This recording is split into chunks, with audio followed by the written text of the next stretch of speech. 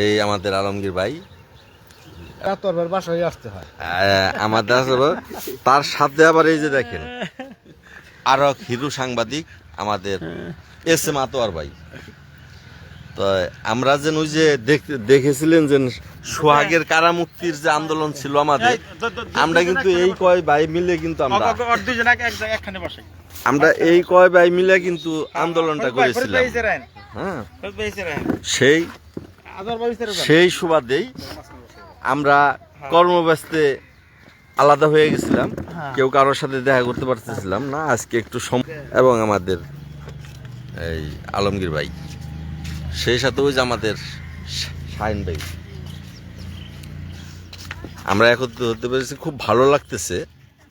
এবং দুইজন গুণীজন একসাথে নিয়ে আমরা ছাদে বসছি, আমাদের আলমগীর ভাই আর আতর ভাইয়ের সহকারে। সেই সাথে আমাদের খুরশেদ ভাই একটু বড় একটা গুরুত্বপূর্ণ প্রোগ্রামে আছেন, যেহেতু সাংবাদিক পেশা, তাদের গুরুত্ব দিতে হয় অনেক কাজে, তার জন্য একটু লেট করছে, উনিও আসতেছেন। হ্যাঁ, আফজাল হোসেন ভাই, আমরা সবাই ভালো আছি, দোয়া করবেন যেন আমরা সারা জীবন এই টিম হয়ে যেন থাকতে পারি, একের পর এক মানুষের পাশে যেন আমরা দাঁড়াই, জীবনটা যেন যতদিন আছে যেন সুস্থ থাকি। এবং মানুষের এখন বর্তমান জামানায় আসলে মানুষের বিপদে দূরে থাকে, ডাকলেও পাওয়া যায় না। কবি শাহ আলম সরকার একটি গানের কথা লিখেছেন যে এখন মানুষের ডাকে মানুষেরা দূরে থাকে। তো আমরা যেন এটারে মিথ্যা প্রমাণ করে দিতে পারি। যেমন এই যে আমাদের আলমগীর ভাই, খুরশেদ ভাই, আতোয়ার ভাই আমাদের নিজের থেকে আগ্রহ করে আমাদের কাছে আসতেও হয় নাই, কিন্তু আমরা সংবাদ পাইছি, আমরা ভুক্তভোগী বুঝতে পারছিলাম, এরকম আমরা সবাই ঝাঁপায়ে পড়ছিলাম। তো সেখানে একটা মেসেজ কিন্তু আমরা দিতে পেরেছি যে আসলে সৎ সাহস নিয়ে যদি কেউ যদি সত্যের পক্ষে যদি কারো পাশে দাঁড়ায়, তাহলে যত বড় বিপদে থাকে সে বিপদ থেকে উদ্ধার হয়ে যায়। তো আপনারাও সবাই কারো না কারো পাশে থাকবেন, কেউ যেন কোনো বিপদ আপদে না থাকে, কেউ যেন অসহায়ত্ব না থাকে। আগে আল্লাহ, পরে আমরা যেন সবাই মানুষের হিসাবে মানুষের পাশে যেন দাঁড়াই। তা আজকে আমার কিন্তু খুব ভালো লাগতেছে যেন এই আলমগীর ভাই আর সাংবাদিক আতর ভাইরে একসাথে পাবো, একাত্র বসবো, তার সাথে আবার সোহাগ লামিসা, সেই সাথে আমাদের খুরশেদ ভাই আসতেছে, যদি উনি একটু লেট করে ফেলাইছে। তাই আপনারা দোয়া করবেন আমরা মাঝে মধ্যে যেন অন্তত বছরে 2-4 বার যেন ভাইয়েরা সব একত্রিত হইতে পারি, স্মৃতিগুলো যেন ধরে রাখতে পারি, যেন আমরা কেউ কাউকে ভুলে না যাই। আর সবচেয়ে বড় সাপোর্ট আমাদের প্রবাসী ভাই যারা আছেন, দেশের বিভিন্ন জেলায় প্রত্যন্ত অঞ্চল থেকেও আমাদের যেভাবে সাপোর্ট করেছিলেন, এরকম প্রত্যেকটা ভুক্তভোগীকে যখন আমরা উদ্ধার বা সাপোর্ট দিতে যাব, সবাইয়ের জন্য সাপোর্ট পাই। তো আপনাদের সাপোর্টটা আমি সবচেয়ে বড় দেখি, যে না আপনারা যদি এরকম পাশে না থাকতেন তাহলে তো আমরা সাহস পেতাম না, লাস্টে হয়তো বা আমরা হাল ছেড়ে দিতে বাধ্য হইতাম। যখন দেখলাম আপনারা পাশে সব জায়গা থেকে আমাদের উৎসাহ দিতেছেন, তখন কিন্তু আমরা আরও এইটারে আরও শক্তিতে রূপান্তরিত হয়েছে। তো এইভাবে আপনারা সাপোর্ট করবেন, এটা আমি প্রত্যাশা রাখি।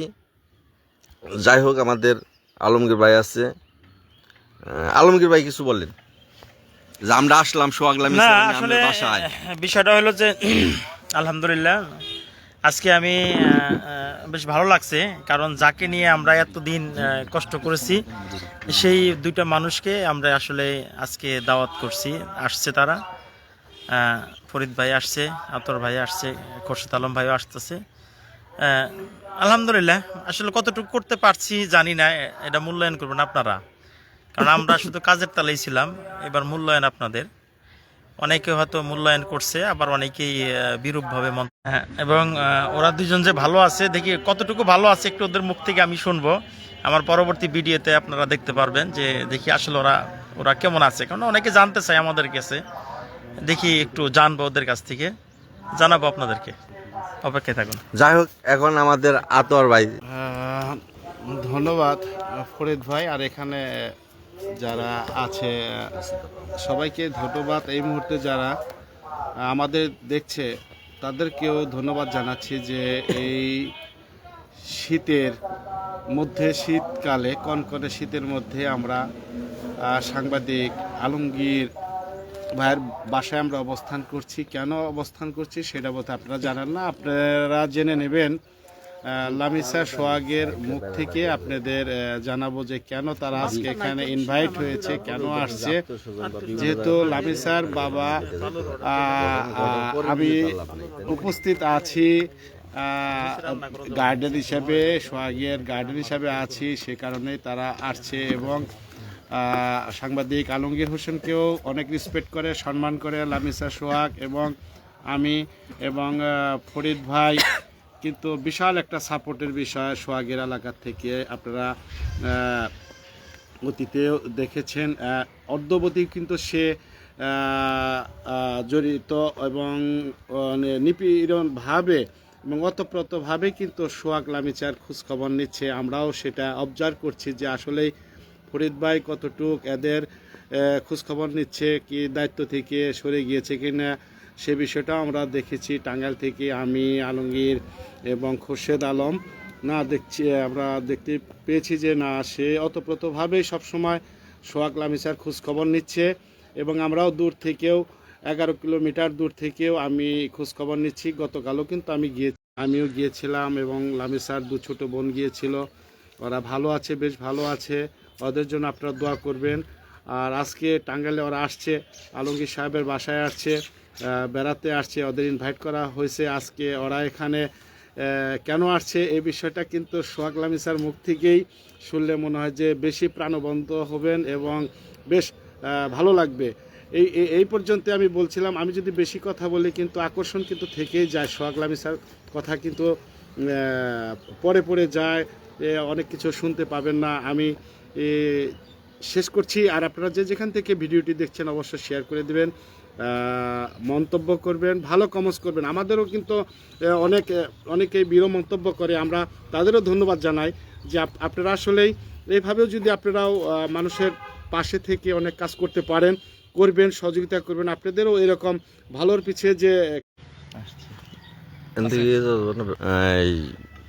সাপোর্ট দিয়েছিলেন এবং পাশে ছিলেন, আশা করি সামনেও আপনারা এইভাবে সাপোর্ট দিবেন এবং পাশে থাকবেন। এবং নতুন কোনো ঘটনা সামনে আসলে পারা অবশ্যই আমরা তার পাশে থাকবো এবং আপনাদেরকে পাশে পাবো, এটা আমি আশাবাদী। যাই হোক, সবাই ভালো থাকবেন। মোহাম্মদ ফরিদ মিয়া, টাঙ্গাইল সদর। বলেন, বলতে চাইলেন? না, আমি বলবো যে ই কামার